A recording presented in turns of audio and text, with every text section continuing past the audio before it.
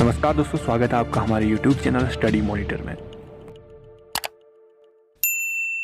दोस्तों, आज की वीडियो है सचिवालय रक्षक पेपर का सॉल्व्ड क्वेश्चन पेपर। तो दोस्तों, आज है 26 सितंबर 2021। आज ही के दिन ये पेपर हुआ था। तो हमें मिला है ये सेट ए, जिसमें हमने जो है 50% इस पेपर को अभी फ़िलहाल सॉल्व किया है। तो आप लोग ज़रूर मार्क्स अपने चेक करें। बाकी अगर आप लोग आने वाले वीडियो पटवारी या फिर PCS की तैयारी में हैं तो आपके लिए ये वीडियो काफ़ी हेल्पफुल होने वाला है। तो ज़रूर इस वीडियो को पूरा देखें। चलिए, प्रश्न नंबर 1 है शुद्ध वर्तनी है। तो इसमें से शुद्ध वर्तनी कौन सा है? तो इसका राइट आंसर है ऑप्शन बी, संश्लिष्ट। तो ये वाला आपका राइट है। क्वेश्चन नंबर 2 है निम्न में से घोष वर्ण क्या है?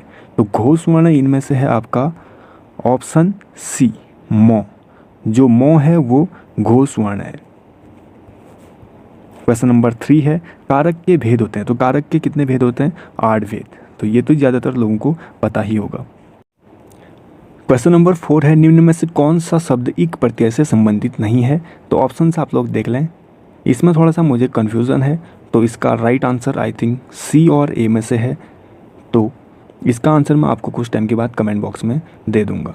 तो अगर आपको पता है तो आप लोग भी इसका आंसर बता सकते हैं। नेक्स्ट है क्वेश्चन नंबर 5, निम्न में से सामिस शब्द का विलोम है। तो सामिस का विलोम है निरामिस। क्वेश्चन नंबर 6, भाषा का आरंभ किससे होता है? तो भाषा का आरंभ होता है ध्वनि से। जो ध्वनि है वो भाषा का उच्चारित रूप है और वर्ण जो है लिखित रूप है। तो सबसे पहले ध्वनि जो है, ध्वनि से ही जो है भाषा का आरंभ होता है। नेक्स्ट है निम्न में से चिदंबरा प्रमुख काव्य कृति है। तो चिदंबरा जो काव्य कृति है वो है आपकी सुमित्रा नंदन पंत जी की। तो ये आपका राइट हो जाएगा। क्वेश्चन नंबर 8 है निम्न में से संयुक्त वाक्य है। तो संयुक्त वाक्य है आपका ऑप्शन डी, जल्दी कीजिए अन्यथा बहुत देर हो जाएगी। तो अन्यथा जो वर्ड है वो जो है दो वाक्यों को क्या कर रहा है? संयुक्त कर रहा है। तो इसीलिए ये जो है इस वर्ड की वजह से ये संयुक्त वाक्य हो गया। तो बहुत लोगों ने शायद सी वाला भी किया होगा। यहाँ पर संयुक्त वाक्य नहीं है, यहाँ पर है मिश्रित वाक्य, क्योंकि की वर्ड जो है मिश्रित वाक्य में आता है। क्वेश्चन नंबर 9 है यह शब्द कौन सा विशेषण है? तो जो यह शब्द है वो कौन सा विशेषण है यहाँ पर पूछा गया है। तो इसका आंसर है सार्वनामिक विशेषण। तो जो यह शब्द है वो सार्वनामिक विशेषण हो जाएगा। क्वेश्चन नंबर 10, मृगेंद्र का पर्यायवाची शब्द है। तो मृगेंद्र का मतलब होता है शेर, सिंह। तो इसका जो पर्यायवाची शब्द यहाँ पर हो जाएगा Shardul, option A. Question number 11 है निम्न में से भाववाचक संज्ञा है। तो भाववाचक संज्ञा इसमें से है ईमानदारी, जहाँ पर भाव स्पष्ट दिखाई देता है। क्वेश्चन नंबर 12, हिंद शब्द का संबंध सिंधु से माना गया है। तो सिंधु शब्द किस भाषा का है? तो जो सिंधु शब्द है वो फारसी भाषा का है, क्योंकि सिंधु शब्द ईरानी लोग बोला करते थे। तो ईरानी लोगों का जो भाषा हुआ करती थी वो फारसी थी। तो इसीलिए जो है सिंधु से हिंदू बना और हिंदू से हिंद बना। क्वेश्चन नंबर 13 है तत्सम शब्द मुष्टि के लिए तद्भव शब्द है। तो मुष्टि का मतलब होता है मुट्ठी। तो बी वाला इसका राइट आंसर हो जाएगा। क्वेश्चन नंबर 14 है अर्थ के अनुसार वाक्य का प्रकार नहीं है। तो अर्थ के अनुसार वाक्य का प्रकार यहाँ पे ऑप्शन डी यानी अर्थबोधक नहीं है। आपके उसमें अगर अलग ही सेट है तो शायद ऑप्शन नीचे ऊपर हो सकते हैं। तो अर्थबोधक वाला इसका राइट आंसर हो जाएगा, क्योंकि विधानार्थक, विस्मयादिबोधक और संदेह सूचक ये तीनों अर्थ के अनुसार जो है वाक्य के प्रकार हैं। ये वाला नहीं है। हम थोड़ा जल्दी से कर रहे हैं, आप लोग ज़रूर मिलान करें या फिर नोट डाउन कर सकते हैं। निम्न में से कौन सा शब्द स्त्रीलिंग है? तो स्त्रीलिंग यहाँ पर है सभा।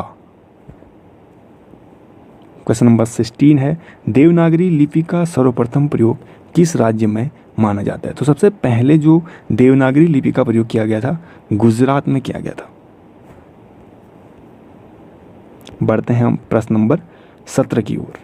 तो यहाँ पर प्रश्न है अरण्य रोदन मुहावरे का अर्थ क्या है? अरण्य रोदन मुहावरे का अर्थ यहाँ पर है व्यर्थ में रोना, यानी खाली व्यर्थ ही रोना। क्वेश्चन नंबर 18 सपना क्या है? नयन सेज पर सोया हुआ आँख का पानी। तो यहाँ पर जो है उक्त में नयन सेज में कौन सा अलंकार है? तो यह जो पंक्ति दी गई है वो गोपाल दास नीरज जी की कविता में से दिया गया है। तो नयन सेज का यहाँ पर जो अलंकार बनेगा आपका वो बनेगा ऑप्शन सी, यानी रूपक अलंकार यहाँ पर बनेगा। क्वेश्चन नंबर 19 की ओर जाते हैं। कथन को उद्धृत करने के लिए किस चिन्ह का प्रयोग किया जाता है? तो कथन को उद्धृत करने के लिए उद्धरण चिन्ह का प्रयोग किया जाता है। तो ऑप्शन बी इसका राइट हो जाएगा। क्वेश्चन नंबर 20 है, सांस्कृतिक अस्मिता शब्द में अस्मिता शब्द से तात्पर्य है। अस्मिता का मतलब यहाँ पर है पहचान, यानी सांस्कृतिक पहचान।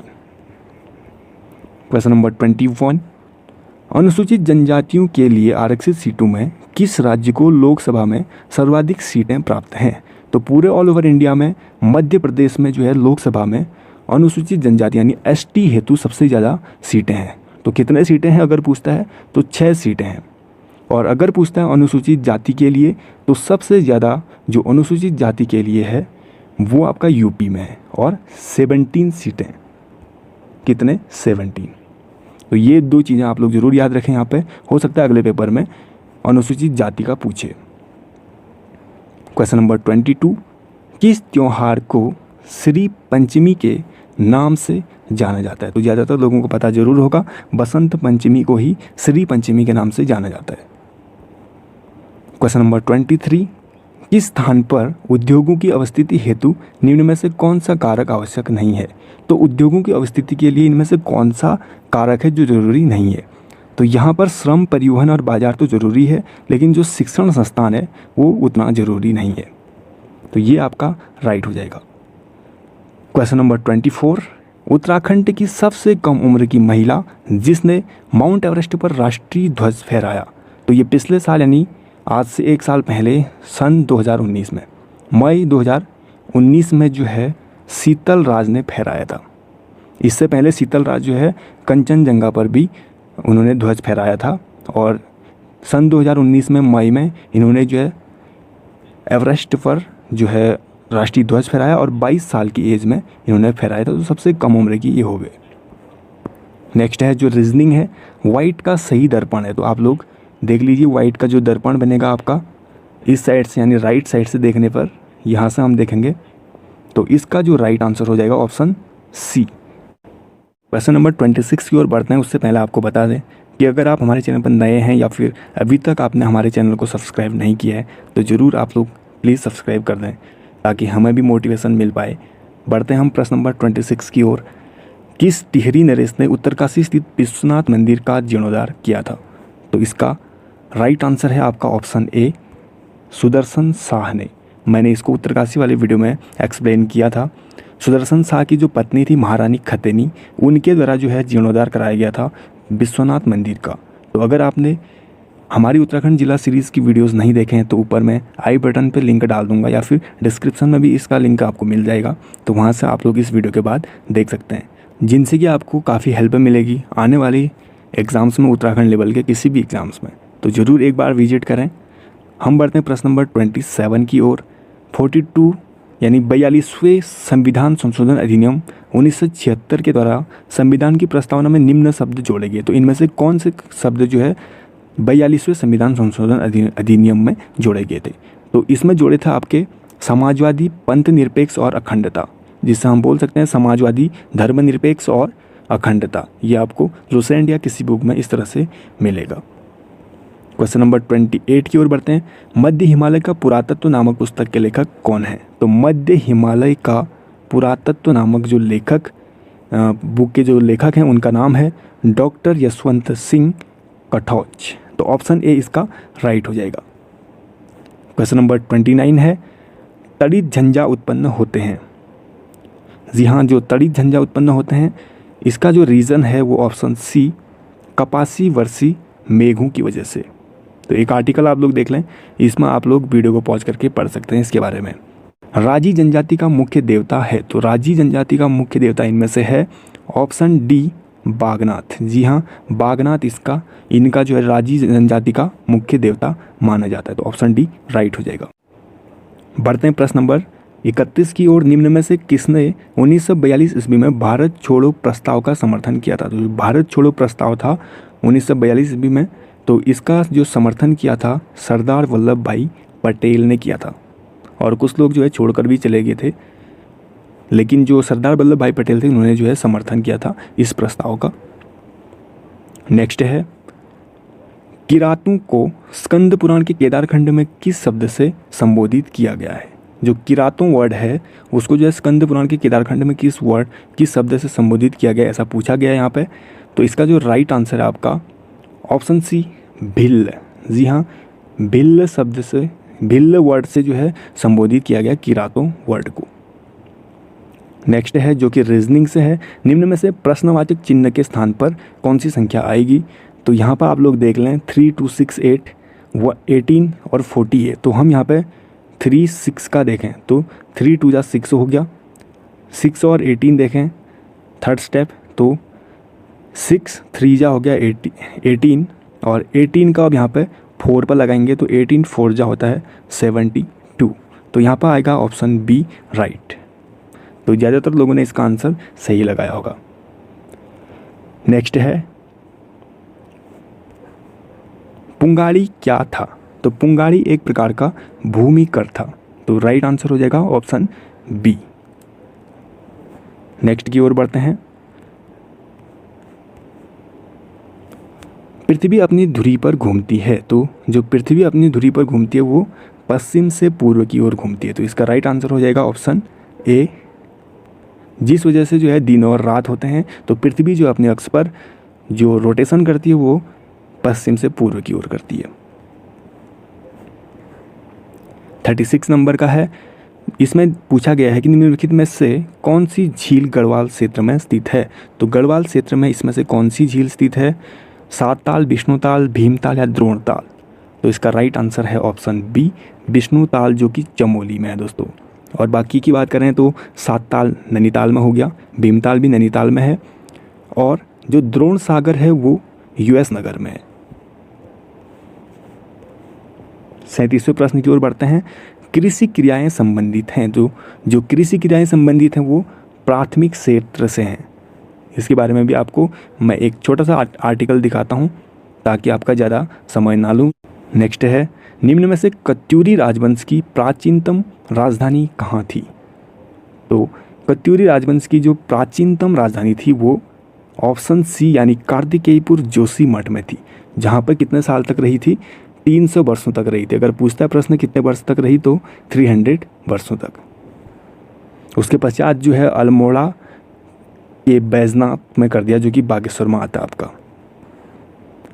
क्वेश्चन नंबर 39 पे जाते हैं, प्रश्नवाचक चिन्ह के स्थान पर लुप्त संख्या होगी। तो यहाँ पर आप लोग देख लें 53 ऊपर दिया गया है और नीचे 34 दिया गया है। तो इन दोनों का हम स्क्वायर करेंगे और देखेंगे उन दोनों को ऐड करके, तो 5 का स्क्वायर आएगा 25 और 3 का स्क्वायर आएगा 9। तो ऐड करेंगे तो हमारा मिलेगा हमें 34। सेम इसमें भी। अब यहाँ पर हम करते हैं 4 का स्क्वायर, तो ये मिलता है हमारा 16, और 5 का स्क्वायर करते हैं तो हमें मिलता है 25। तो 16 और 25 को जब हम ऐड करते हैं तो इसका आंसर हमें प्राप्त होता है कितना? जी हाँ, 41। तो राइट आंसर हो जाएगा ऑप्शन सी 41। नेक्स्ट है, उत्तराखंड के किस जनपद का लिंगानुपात सबसे अधिक है? तो 2011 की जनगणना के अकॉर्डिंग ये प्रश्न पूछा गया है। तो इसका राइट आंसर हो जाएगा ऑप्शन ए। जी हाँ, यहाँ पे सीक्वेंस से थोड़ा बहुत दिया गया है कि सबसे ज़्यादा अल्मोड़ा में है, सबसे कम हरिद्वार में। तो अगर सबसे ज़्यादा पूछे तो अल्मोड़ा, कम पूछे तो हरिद्वार। तो यहाँ पर आंसर हो जाएगा ऑप्शन ए। नेक्स्ट है, भारत में हरित क्रांति के जनक कौन हैं? तो भारत में हरित क्रांति के जनक माना जाता है आपका ऑप्शन बी, एम.एस. स्वामीनाथन को। तो इसका राइट आंसर हो जाएगा ऑप्शन बी। नेक्स्ट है क्वेश्चन नंबर 42, आज़ाद हिंद फौज में नेहरू ब्रिगेड की बी कंपनी का कमांडर किसे नियुक्त किया गया था? तो बी कंपनी का कमांडर आज़ाद हिंद फौज में नेहरू ब्रिगेड की ओर से किसको नियुक्त किया गया था? तो इसका राइट आंसर है ऑप्शन ए, ज्ञान सिंह बिष्ट को। जी हाँ, इनको जो है बी कंपनी का कमांडर नियुक्त किया गया था। नेक्स्ट है क्वेश्चन नंबर 43, अकबर ने अपने साम्राज्य को 12 सूबों में कब बांटा? तो ये बांटा था 1580 ईस्वी में। Question number 44, British Kumaon Garhwal नामक पुस्तक के लेखक कौन हैं? तो ब्रिटिश कुमाऊं गढ़वाल नामक पुस्तक के जो लेखक हैं उनका नाम है आपका ऑप्शन डी यानी डॉक्टर R.S. टोलिया। जी हाँ, डॉक्टर R.S. टोलिया के द्वारा लिखी गई थी ब्रिटिश कुमाऊं गढ़वाल पुस्तक। क्वेश्चन नंबर 45, एक दिव्यांग तैराक जिसने इंग्लिश चैनल पार किया है, तो ये कौन है? आप लोग ऑप्शन देख लीजिएगा। तो इसका राइट आंसर है ऑप्शन ए, रहमान वैद्य। जी हाँ दोस्तों, रहमान वैद्य के द्वारा इंग्लिश चैनल को पार किया गया था, जो कि एक दिव्यांग तैराक हैं। क्वेश्चन नंबर 46 है, निम्न में से कौन सा कमिश्नर उत्तराखंड के ब्रिटिश शासन के दौरान कुमाऊं के राजा के नाम से जाना जाता था? तो किंग ऑफ कुमाऊं आपने सुना होगा। राइट आंसर है option C, sir Henry Ramsay. Question number 47, निम्नलिखित में से कौन एक अल्प जनसंख्या वाला क्षेत्र नहीं है? तो अल्प जनसंख्या वाला जो क्षेत्र नहीं है वो है आपका ऑप्शन सी यानी दक्षिणी पूर्वी एशिया। राइट आंसर है ऑप्शन सी, दक्षिणी पूर्वी एशिया। क्वेश्चन नंबर 48 है, मालपा में भूस्खलन किस वर्ष हुआ था? जो पिथौरागढ़ का मालपा में भूस्खलन हुआ था, तो ये आपका 1998 में हुआ था। जी हाँ, 18 अगस्त 1998 में।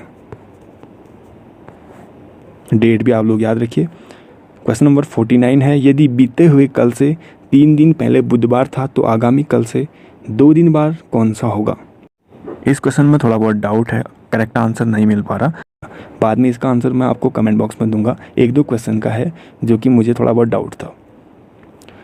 क्वेश्चन नंबर 50 है, उत्तराखंड में महिलाओं को पंचायतों में 50% आरक्षण कब दिया गया? तो 50% आरक्षण कब मिला उत्तराखंड में महिलाओं को? तो इसका राइट आंसर है ऑप्शन ए, 12 मार्च 2008 ईस्वी को। जी हाँ, 2008 में ये मिला था। उस समय मुख्यमंत्री थे भुवन चंद्र खंडूरी, जिन्होंने इसको पारित किया था। 33% से बढ़ाकर उनको 50% कर दिया था। सो गाइज 50% यानी 50 क्वेश्चन हमने इस वीडियो में सॉल्व किए हैं। बाकी 51 से लेकर 100 तक के क्वेश्चन आपको अगले वीडियो में हम 24 घंटे के अंदर प्रोवाइड कराने का प्रयास करेंगे। हो सकता है अगर आप 26 तारीख के बाद वीडियो देख रहे हैं तो आपको ये वीडियो मिल जाएगी। वीडियो के डिस्क्रिप्शन या फिर चैनल के प्ले स्टोर में जाकर चेकआउट एक बार कर लीजिए। आई होप आपको ये वीडियो पसंद आई होगी। अगर आपको ये वीडियो हेल्पफुल लगी तो लाइक और कमेंट करके हमें ज़रूर बताएं, और चैनल पर नए हैं तो सब्सक्राइब ज़रूर करें, क्योंकि हमें उससे काफ़ी ज़्यादा मोटिवेशन मिलता है। प्लीज़ ज़रूर सब्सक्राइब करें। बाकी अगर मैं भी कहीं पर मिस्टेक हो तो आप लोग ज़रूर हमें कमेंट बॉक्स में आकर बताएं। Thank you so much.